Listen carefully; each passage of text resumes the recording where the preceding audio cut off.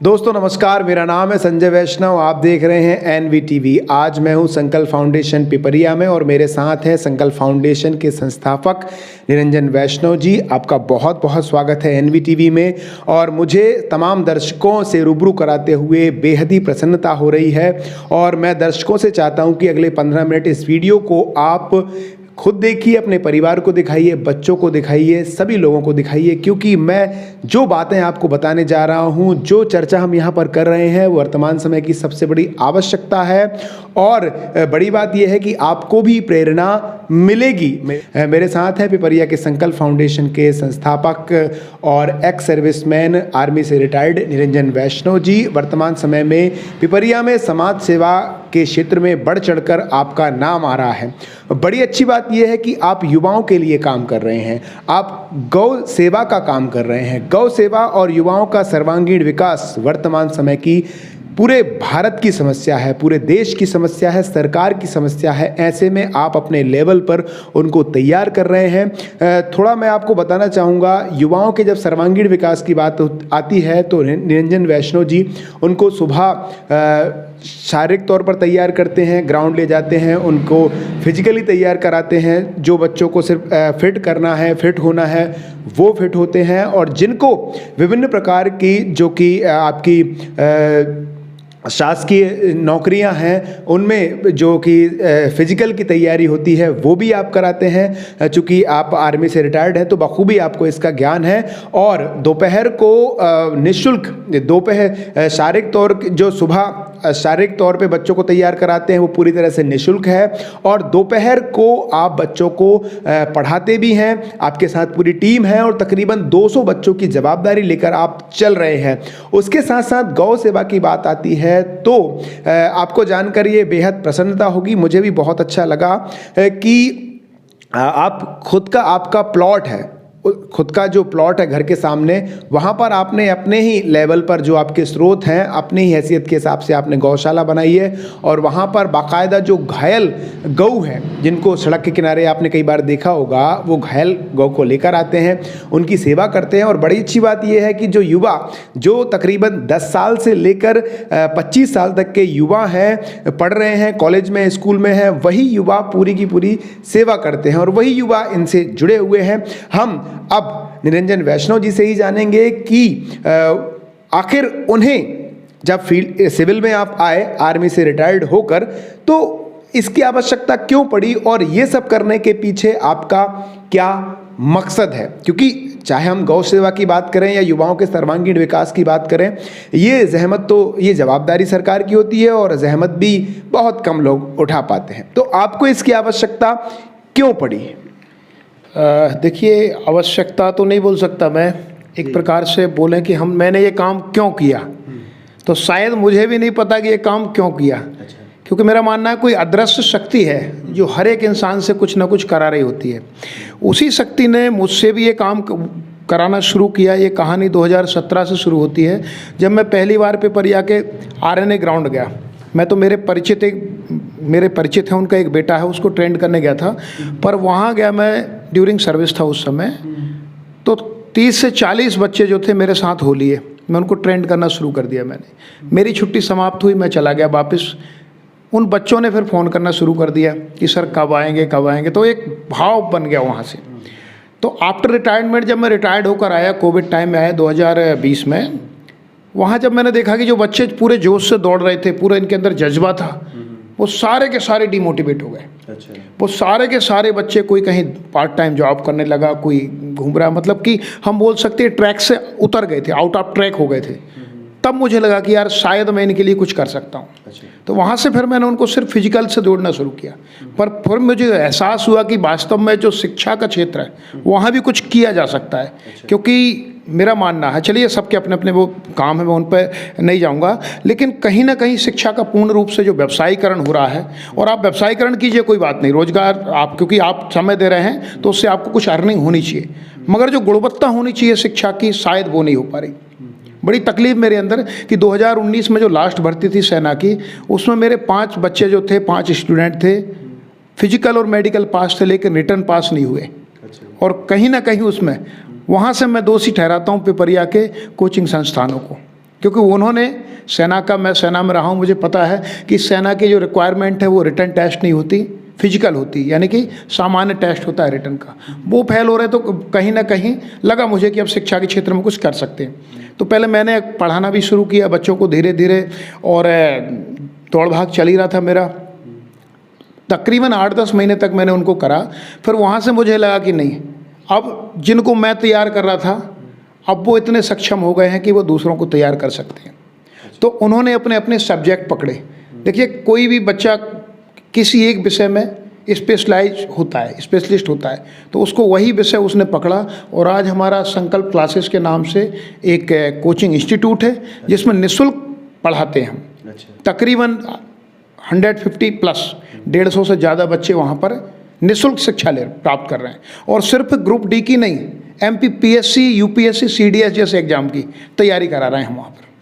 और पूरा हमारा सब कुछ निःशुल्क है। और 4 दिन पहले ही हमने फ्री लाइब्रेरी और फ्री कंप्यूटर ट्रेनिंग वो भी शुरू किया। चूँकि आपने युवाओं के क्षेत्र में शारीरिक आपने उनको ट्रेनिंग दी, फिजिकली ट्रेनिंग दी, उसके बाद फिर लगातार आप युवाओं के लिए काम करते रहे और जहाँ तक मुझे जानकारी है आप उनको रोज़गार से भी लगा रहे हैं। तो आपको कब ये लगा और किस तरह से आप उनको रोज़गार से लगा रहे हैं? मुझे लगा कि जिन बच्चों को मैं तैयारी करा रहा हूँ उनकी और उनके पेरेंट्स की मुझसे आशाएं और अपेक्षाएं बहुत ज़्यादा लग गई हैं। और ये कड़वी सच्चाई है कि सारे के सारे बच्चे सरकारी नौकरी तो लग नहीं जाएंगे। अब सरकारी नौकरी जो लग गया वो तो ठीक है, जो नहीं लगा उसके लिए क्या है? तो उसके लिए हमने इनिशिएटिव लेना शुरू किया है। वर्तमान में 1-2 काम हैं हमारे, वो चल रहे हैं, और भी हम नए नए काम लेकर आ रहे हैं ताकि उन्हें पार्ट टाइम जॉब दें। और वर्तमान में पार्ट टाइम जॉब, और चाहें तो वो उसमें फुल टाइम का कैरियर आफ्टर उनकी एज हो जाएगी, ओवर एज हो जाएंगे, जब भी वो बना सकते हैं। जैसे पार्ट टाइम छोटे छोटे काम है, छोटे छोटे काम करके यूथ के अंदर एक भाव बनाया जा सकता है। देखिए, बच्चे अभी क्या रोज़गार दे रहे हैं आप? अभी जैसे हमारे एक सिक्योरिटी एजेंसी है, तो उसमें हम पार्ट टाइम जॉब देते हैं। जिन बच्चों को, ऐसे बच्चे भी हैं जो घर से दूर रह कर तैयारी कर रहे हैं, अब उनके पेरेंट्स इतने सक्षम नहीं हैं कि उन्हें खर्च दें, तो वो सेल्फ डिपेंड होकर के अपनी तैयारी कर रहे हैं। और मेरा मानना है कि 1-2 साल अगर कोई बच्चा लगातार कॉम्पिटिटिव एग्ज़ाम की तैयारी करे तो वो निकाल लेगा, और नहीं भी निकालेगा तो उसका ब्रेन इतना शार्प हो जाएगा कि वो बढ़िया से बढ़िया अपना जीवन जी सकता है, कुछ अपना ही रोज़गार पैदा कर सकता है। एक और हम शुरू कर रहे हैं, एक मार्केटिंग का काम है हमारा, वो भी इन्हीं युवाओं के लिए है। आप उनको पहले शारीरिक तौर पर तैयार करते हैं, और अगर वो बच्चे पढ़ने वाले हैं, कॉलेज गोइंग है, तो आप उनको पढ़ाते भी हैं। और जब अब आपको लगा कि इनको रोज़गार देना चाहिए, क्योंकि अधिकतर जो बच्चे हैं वो गरीब तबके से बिलोंग करते हैं, तो जब लगा कि यार कहीं ना कहीं जो गरीब बच्चे हैं वो अधिक दिनों तक सिर्फ कंपटीशन एग्ज़ाम की तैयारी नहीं कर सकते, कहीं ना कहीं जवाबदारी आ जाती है, तो इन्होंने उन बच्चों को रोज़गार देना भी शुरू किया। सिक्योरिटी एजेंसी खोली, और उसमें जो कुछ भी प्रॉफिट होता है वो बच्चों के पास जाता है, वो ताकि किसी भी तरह से स्टेबल हो सकें और उनको रोज़गार मिल सके। कितने ऐसे आपने बच्चों को रोज़गार दिया? तकरीबन देखिए, हमारी एजेंसी में तो 35 करीब लोग हैं जिनको रोज़गार हमने दे रखा है, लेकिन कुछ लोग ऐसे फुल टाइम वाले हैं। 15 से 20 बच्चे ऐसे हैं जो कि पूरी तरह डिपेंड है उस पर। डिपेंड का मतलब ये नहीं है कि जॉब कर रहे हैं, जॉब तो कर ही रहे हैं, लेकिन पार्ट टाइम कर रहे हैं। वो कभी कोई परमानेंट वाला छुट्टी चला गया तो वो जा कर के वहाँ 1 दिन ड्यूटी कराते हैं। हमने तो सिस्टम ये बना रखा है कि कोई 1 घंटा भी काम करेगा। आमतौर पर आपने सुना होगा किसी भी जगह ड्यूटी 8 घंटा, 10 घंटा, 12 घंटे की होती है। हमने सिस्टम ये बना रखा है कि अगर कोई 1 घंटे भी जाएगा तो 1 घंटे के लिए भी उसको कुछ ना कुछ वहाँ से मिलेगा। मतलब कुल मिला के क्या है कि व्यवस्थाएं ऐसी कर रहे हैं कि जो आपको चाहिए सब कुछ मिलेगा। शिक्षा मिलेगी, फिजिकल मिलेगा, और अगर आपको रिक्वायरमेंट है, हर एक बच्चे को ठीक है कुछ ना कुछ घर से सपोर्ट मिल जाता है किसी को, पर हर एक बच्चे को नहीं मिल पाता। तो जिस बच्चे को नहीं मिल पाता हम उसको रोज़गार भी दे रहे हैं, ताकि आप घर के ऊपर बोझ ना बनो, आप अपना जेब खर्च निकालो, पॉकेट मनी निकालो और आगे बढ़ते जाओ। और सफलताएँ भी मिलनी शुरू हुई हैं। बताते हुए बड़ी खुशी हो रही है कि अभी मध्य प्रदेश पुलिस का जो टेस्ट आया है, और अभी हमें चूँकि 6 महीने हुए हैं काम शुरू करे, बृहद तौर पर काम शुरू किए, 4 हमारे स्टूडेंट हैं जो कि रिटर्न में क्लियर हो गया उनका, और अब फिजिकल है, तो एक पॉजिटिव हम बोल सकते हैं। और 4 में 2 बच्चे तो ऐसे हैं जो कि दोनों जॉब उन्होंने निकाली। इट मीन्स एक पुलिस का भी उनका पास का आया है और दूसरा SSC GD का जो एग्ज़ाम होता है उसमें से भी वो पास हुए, यानी उनके पास अब सिलेक्शन ऑप्शन है। हम एक तरफ बोलते हैं कि जॉब नहीं है, तो कुछ बच्चे ऐसे हैं जिनके पास दो दो जगह से रिजल्ट आ रहे हैं और दोनों जगह पास। तो ये सारी चीज़ें दिखाती हैं कि अगर हम कोई काम डेडिकेशन से, लगन से, शिद्दत से करेंगे तो सफलता निश्चित है। शुरुआत में जब आपने बच्चों को ट्रेन करना शुरू किया तो किस तरह से वो लिप्त थे, या कहें कहाँ पर उन पर कमियां थी, और अब किस तरह से सुधार आप उनमें देख रहे हैं? देखिए, सामान्य तौर पर जो हमारे समाज में चलन है आज वर्तमान परिप्रेक्ष्य में, वो सारी चीज़ें उनमें थी जो आज के बच्चों में। इट मीन्स कभी कभी कुछ ऐसे भी हैं, शायद मेरे सामने तो नहीं किया, बट मैं अंदरूनी सोर्सों से मेरे को पता चलता रहता है कि शायद वो स्मोकिंग भी करते थे, शायद वो गुटखा भी खाते थे, शायद वो गाली भी देते थे, शायद वो झगड़ा भी करते थे। शायद मैं इसलिए बोल रहा हूँ कि सामने नहीं किया उन्होंने, पर उनके बैकग्राउंड जब मैं चेक करता हूँ, पीछे से लोग बताते हैं उनके बारे में, बोला सर ये तो ऐसा था। और तो और कुछ ऐसे थे जो रात भर PUBG खेलते थे, मोबाइल गेम खेलते थे। आज उनके पेरेंट्स बड़े सुखी हैं, बोलते सर आ गए, बहुत बड़ा चीज़ हो गई हमारे बेटे की, तो PUBG छूट गई, और बच्चे खुद सुखी हैं। एक बच्चे ने तो मैं आपको बताऊं कि टीचर्स डे का एक मेरा प्रोग्राम था और कभी आपसे मैं उसको मिलवाऊंगा, वो स्टेज पर आकर सबसे पहले रोया। यानी नॉर्मल हुआ जो उसके अंदर भाव थे उसको निकालने के लिए, फिर बोला मेरा जीवन बदल गया। और 15 साल का बच्चा था। कैसे बदल गया? बोला सर मेरी PUBG छूट गई, जो सारी बुराइयाँ थी मेरे अंदर वो हट गई और आज मैं एक अच्छाई में चल रहा हूँ। और थोड़ा सा युवाओं के बारे में हम बात कर लेते हैं। कितने क्या युवा आपके साथ हैं अभी देखिए, डायरेक्ट इनडायरेक्ट में बोलूँ तो इनडायरेक्टली तो तकरीबन 500 से ज़्यादा यूथ हैं जो हमसे जुड़े हैं। इट मीन्स कुछ ऐसे हैं फिजिकली नहीं हैं, भावनाओं से जुड़े हैं, इमोशन से जुड़े हैं। डायरेक्ट की बात करें तो 150 करीब बच्चे ग्राउंड में आते हैं, बच्चे बच्चियाँ ट्रेनिंग के लिए। लगभग इतने हमारे पास रजिस्टर्ड हैं क्लासेस में, कोचिंग के लिए। और कुछ ऐसे हैं, कुछ ना क्लास में आते हैं ना कोचिंग में आते हैं, गौ सेवा में आते हैं। कुछ ऐसे हैं जो हमारी वीडियो के माध्यम, मतलब हमसे इमोशनली जुड़े हैं। हमारे 2 व्हाट्सएप ग्रुप है, दोनों फुल हैं। तो ये बड़ी चीज़ है कि लोग आज के समय में अच्छी चीज़ों से जुड़ रहे हैं। समय समय पर हमारे कार्यक्रम होते हैं तो उस समय मुझे भी एहसास होता है कि नहीं, वास्तव में इतने लोग हैं।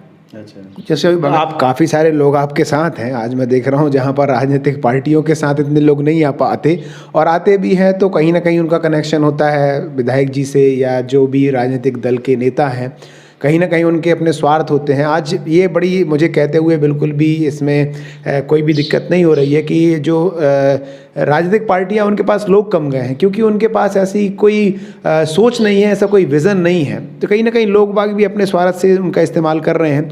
तो एक सवाल मेरे दिल में भी आ रहा है, आज आपके साथ यूथ पावर है तकरीबन 400-500 आपने मुझे बताया, तो कहीं ऐसा तो नहीं कि अगले कुछ दिन में हम आपको ग्राउंड पर देखा चुनाव में उतरते हुए? नहीं, ऐसा तो कुछ नहीं है। मेरे जैसा सामान्य आदमी कल्पना भी नहीं कर सकता चुनाव की। और मैं तो फौजी आदमी हूँ, मेरा खुद का अपना दर्शन है, आध्यात्म से जुड़ा आदमी हूँ। तो मेरा मानना ये है कि लोग नेतागिरी में आते हैं या चुनाव में आते, जो भी करते, राजनीति में आते, उनके मेरे ख्याल से 2 उद्देश्य होते हैं। एक होता है दौलत, दूसरा होता है शोहरत। तो दौलत की परमात्मा ने मुझे इतनी दी है कि आवश्यकता नहीं है, मतलब जीवन जीने लायक सफिशेंट है। जब तक जीवित रहूँगा भारत सरकार मुझे पेंशन देगी, तो दौलत की तो ज़रूरत नहीं है। अब बात आई शोहरत की, तो शोहरत की अगर मैं बात करूँ तो शोहरत ज़रूरी नहीं है कि हम नेता बनकर ही शोहरत करें। मेरे तो आदर्श नेल्सन मंडेला हैं, महात्मा गांधी हैं, APJ अब्दुल कलाम हैं, ऐसे लोग जिन्होंने, और आप देखें कि जैनिज्म में आप जाएँ, जैन धर्म को देखें तो आज वर्तमान में मैं देखता हूँ विद्यासागर जी महाराज को, बड़े बड़े करोड़पति लोग उनके पैरों में गिरते। क्यों? और वो तो फ़कीर हैं, उनके तो तन पर कपड़े भी नहीं हैं। तो कहने का मतलब ये है कि आपकी शोहरत का परिचायक आपकी दौलत नहीं होती। शोहरत अपनी जगह, दौलत अपनी जगह, और ना दौलत साथ जाती है ना शोहरत साथ जाती, इंसान के कर्म साथ जाते। तो कर्मवाद से जुड़ा हुआ आदमी, तो ऐसी तो मेरी सोच नहीं है और ना जीवन में कभी आएगी। और चूँकि पॉलिटिक्स करने के लिए तो बहुत सारे लोग हैं, नेताओं की तो कमी नहीं देश में। और ऐसी बात नहीं, हर एक नेता भी खराब नहीं है, ये भी नहीं बोल सकते हम, क्योंकि बगैर राजनीति के तो देश नहीं चलेगा। तो भाई राजनीति करने के लिए तो दुनिया है और अच्छे अच्छे लोग भी हैं और कर भी रहे, ऐसी बात नहीं। कुछ ऐसा काम करो जो कोई ना कर रहा नहीं, हो। सवाल पूछने का मेरा उद्देश्य ये था कि कहीं ना कहीं जब ऐसे सामाजिक और सांस्कृतिक कार्यक्रम होते हैं तो कहीं ना कहीं आजकल हम ये देख रहे हैं कि उस व्यक्ति का अगला पड़ाव राजनीति में उतरना होता है, इसलिए ये सवाल थोड़ा सा। नहीं, वही मैं बोल रहा हूँ कि आपका सवाल लाजमी है, कुछ लोगों के मन में शंका भी है। अच्छा। तो मैं क्लियर बताना चाहूँगा कि मुझे ज़रूरत नहीं है पॉलिटिक्स की। नहीं, पॉलिटिक्स में आप उतर नहीं रहे हैं। नहीं। आप आपके साथ टीम है लेकिन आप उसका फ़ायदा कुछ उठा नहीं रहे, तो फिर आखिर इतना ही जहमत उठाने के पीछे वजह क्या है? देखिए, टीम मेरे साथ है, लोग मेरे साथ है। आज हम बोलें कि ये जो मैं कर रहा हूँ, एक गरीब आदमी को ना पक्ष से मतलब होता है ना पार्टी से होता है, उसको मतलब होता है पेट से। एक बेरोजगार युवा को किसी पार्टी से मतलब नहीं होता, किसी झंडे से मतलब नहीं होता, उसको मतलब होता है रोजगार से। या मैं एक बोलूँ, एक राष्ट्रभक्त को किसी पद पार्टी प्रतिष्ठा से मतलब नहीं होता, उसे मतलब होता है अपने राष्ट्र से। तो जो मेरी सोच है वो मेरी सोच, मैं बोला ना आपको पहले ही कि आध्यात्म से जुड़ा हुआ आदमी हूँ, और आध्यात्म ये सिखाता है कि जो व्यक्ति पैदा हुआ है वो मरेगा। आधा जीवन मैं जी चुका हूँ, शायद आधा और बचा है। तो मेरे खुद का ये है कि कुछ ऐसा करो।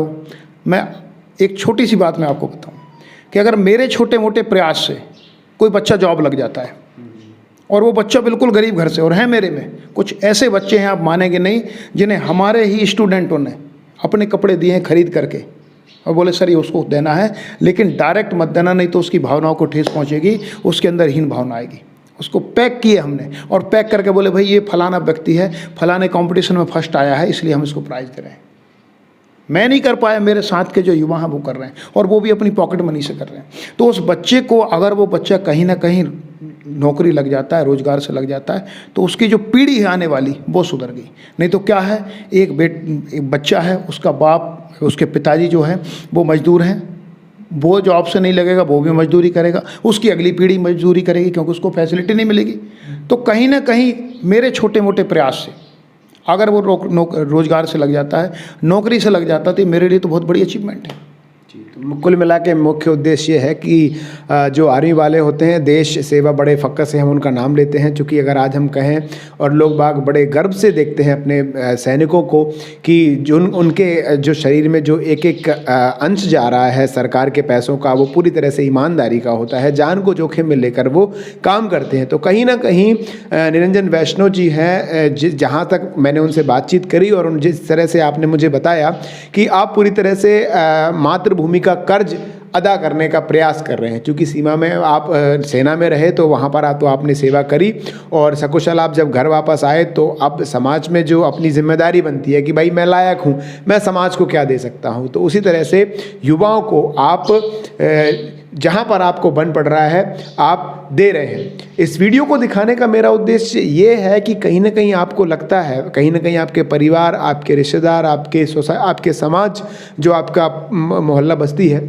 उसके अलावा भी अगर आपको देश में लगता है, अपने समाज में लगता है कि आप अपना अंश दे सकते हैं, तो थोड़ा सा अपने परिवार से ऊपर उठकर, अपने स्वार्थ से ऊपर उठकर आप भी अपनी कैपेबिलिटी, अपनी क्षमताओं के हिसाब से समाज को ज़रूर दीजिए, जैसा कि आदरणीय निरंजन वैष्णव जी दे रहे हैं। वो पूरी ऐसा तो नहीं है कि जब हम कोई काम करते हैं तो उसमें पैसे ना लगे, उसमें समय ना लगे, उसमें हमारा मन, हमारी ऊर्जा ना लगे, सब कुछ लगता है, लेकिन जब आप इतनी जहमत उठाते हो, निस्वार्थ रूप से उठाते हैं, तो कहीं ना कहीं आप एक महान लक्ष्य की ओर बढ़ रहे होते हैं। हमारे शास्त्रों में कहा गया है, आध्यात्म इसी का परिचायक है कि मनुष्य को दूसरों के लिए कुछ न कुछ करना ज़रूरी है, क्योंकि प्रकृति में मनुष्य ही एक ऐसा प्राणी है जो समाज की आवश्यकताओं के हिसाब से अपने आप को लगा सकता है। काफ़ी संत हमने हमारे शास्त्रों में सुने हैं। महर्षि दधीची, जब आवश्यकता पड़ी कि राक्षस को मारना है, आपकी हड्डियां चाहिए, इंद्रदेव का आदेश, इंद्रदेव की गुजारिश थी महर्षि दधीची से, संत थे हमारे, तो उन्होंने हंसते हंसते अपनी हड्डियां समाज के लिए, इस देश के लिए कुर्बान कर दी। तो उसी प्रकार से हम भी उन्हीं ऋषियों की संतानें हैं, हमें भी अगर बन पड़ता है, आप भी देखिए, हम ये नहीं कह रहे कि आप युवाओं के लिए करिए, आप बच्चों के लिए करिए, आप बुज़ुर्गों के लिए करिए, जहाँ पर भी आपसे बन पड़ता है। चाहे आप समय नहीं है तो आप अर्थ से सहयोग कर सकते हैं, अगर समय है तो समय दीजिए, और किसी भी तरह से ये भावना ज़रूर रखिए। आपसे मिलकर हमें बहुत खुशी हुई, साथ ही साथ ये प्रेरणा मिली कि जिस तरह से आप मातृभूमि के प्रति अपना कर्तव्य निभा रहे हैं, युवाओं का सर्वांगीण विकास करके, उस तरह से हमें आप ये प्रेरणा मिली। और आपको बहुत बहुत शुभकामनाएँ, आपको बहुत बहुत ये हमारा नमन है, आपको सैल्यूट है कि आपने जो भारत की जो सेना है, जो मातृभूमि की रक्षा आपने की 18 सालों तक, आज वो आप बरकरार रखे हुए हैं और तकरीबन 40 की उम्र में आप पूरी तरह से अपने आप को देश के बच्चों के लिए लगाए हुए हैं। साथियों, एक बात और मैं आपको बताना चाहूँगा कि आवश्यकता नहीं है कि हम देश की सेवा बॉर्डर पर रहकर ही कर सकें। आपके समाज में जो भी समस्याएं हैं, आप उनके लिए अपनी हैसियत के हिसाब से करिए, वो भी एक देश की सेवा है। तो दोस्तों, कैसी लगी ये वीडियो कमेंट करके ज़रूर बताइए और चैनल को सब्सक्राइब कर दीजिए। और साथ ही साथ अगर आपके आसपास भी या आप खुद इस तरह से निस्वार्थ भाव से अपने समाज में कुछ न कुछ योगदान कर रहे हैं, कुछ सेवा कर रहे हैं, तो संजय वैष्णव को आदेश करिए। नीचे दिए फ़ोन नंबर पर आप मुझे कॉल करिए। मैं जब भी मुझे समय मिलेगा आपके सामने आऊँगा और लोगों तक आपकी अच्छाइयों को पहुँचाऊँगा। बुराई फैल रही है, हम लोग अच्छाई करने वाले हैं, हम लोग अच्छाई दिखाएंगे। तो इस वीडियो में कमेंट करिए, पसंद आई हो तो लाइक करिए, नहीं पसंद आई हो तो डिसलाइक करिए। जो भी आपको शंका है, संकल्प फाउंडेशन पिपरिया में पचमढ़ी रोड पर है, आप आइए और सीखिए बाकायदा। और जो कुछ आपको सहयोग लगता है, चूँकि बच्चे हैं, अगर आपको लगता है कि आप समय से नहीं अर्थ से उनको सहयोग कर सकते हैं, तो कुछ राशि आप बच्चों के लिए डोनेट भी कर सकते हैं। किस तरह की स्थितियों में जो बच्चे हैं वो पढ़ रहे हैं, वो अभी आपने अच्छी तरह से सुना है। उम्मीद करता हूँ ये वीडियो आपको पसंद आई होगी। लाइक करिए, नहीं आई तो डिसलाइक करिए, फटाफट से शेयर कर दीजिए ताकि अधिक से अधिक लोग अच्छाई की तरफ बढ़ें, सीखें। और दोस्तों, और अगर आपको ये चैनल पसंद आता है, अगर हमारा ये प्रयास आपको अच्छा लगता है, तो नीचे जो लाल रंग से सब्सक्राइब लिखा हुआ है अंग्रेजी में, उस पर क्लिक करके जो घंटी बनी हुई है उस पर आप क्लिक कर दीजिए और नोटिफिकेशन ऑल ऑन कर दीजिए, ताकि जो भी हमारी अगली वीडियो होगी वो आपके मोबाइल में अपने आप से आ सके। आप सभी का बहुत बहुत धन्यवाद। नमस्कार। संजय वैष्णव की रिपोर्ट आप संकल्प फाउंडेशन से देख रहे हैं। धन्यवाद।